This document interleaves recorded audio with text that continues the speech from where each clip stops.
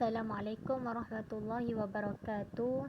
Nama saya Ansyafika binti Muhammad Nur. Saya akan menerangkan tentang lafaz dan makna Al-Quran datang daripada Allah dan Al-Quran disampaikan secara mutawatir. Okey, yang pertama, lafaz dan makna Al-Quran daripada Allah.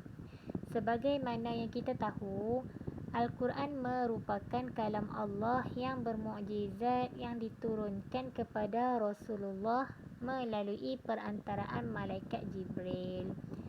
Al-Quran merupakan lafaz dan himpunan lafaz dan makna yang datang secara langsung daripada Allah.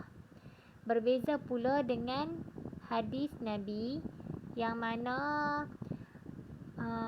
meskipun makna hadis tu dianggap sebagai wahyu daripada Allah, tetapi lafaz hadis tidak datang secara langsung daripada Allah. Seterusnya, Al-Quran disampaikan secara mutawatir.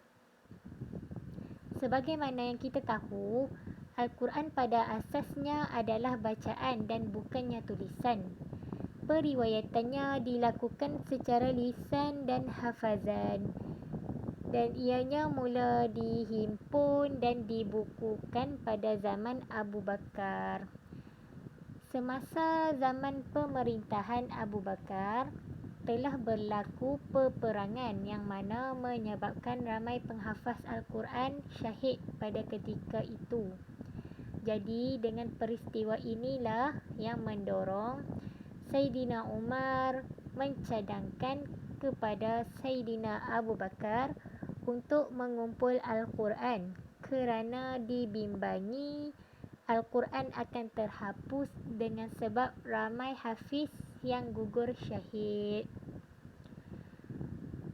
Dengan keizinan Allah melapangkan Abu Bakar, lalu Saidina Abu Bakar pun menerima cadangan Saidina Umar untuk melantik Zaid bin Sabit untuk menyalin Al-Quran yang telah ditulis dan dihafaz pada zaman Rasulullah dan dibantu beberapa orang sahabat yang lain.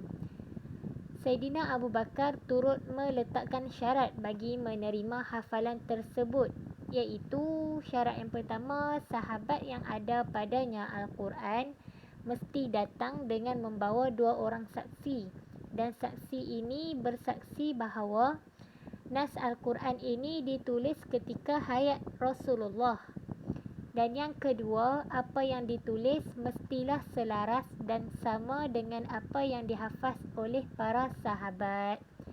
Jadi melalui usaha inilah maka terbentuklah Al-Quran yang pertama dalam bentuk lembaran pada ketika itu. Okey, berbalik kepada penyampaian Al-Quran yang mana Al-Quran disampaikan secara mutawatir, yang bermaksud penyampai Al-Quran pada setiap zaman itu berada dalam jumlah yang sangat ramai. Rasulullah menyampaikan Al-Quran kepada ramai sahabatnya yang boleh menghafal Al-Quran. Jadi dekat sini mustahillah boleh berlaku penyelewengan dan kesalahan dari segi penyampaiannya.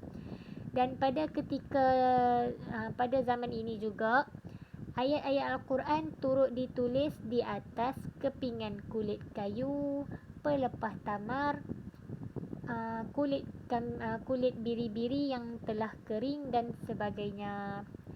Baginda Rasulullah SAW turut melarang para sahabat daripada menulis selain daripada Al-Quran.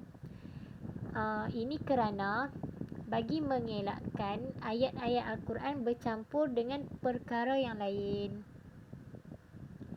Sanad penyampaian Al-Quran secara mutawatir ini bersambung hinggalah ke Rasulullah. Oleh itu, apa-apa bacaan yang disampaikan bukan secara mutawatir tidak dipanggil sebagai Al-Quran. Sekian, terima kasih.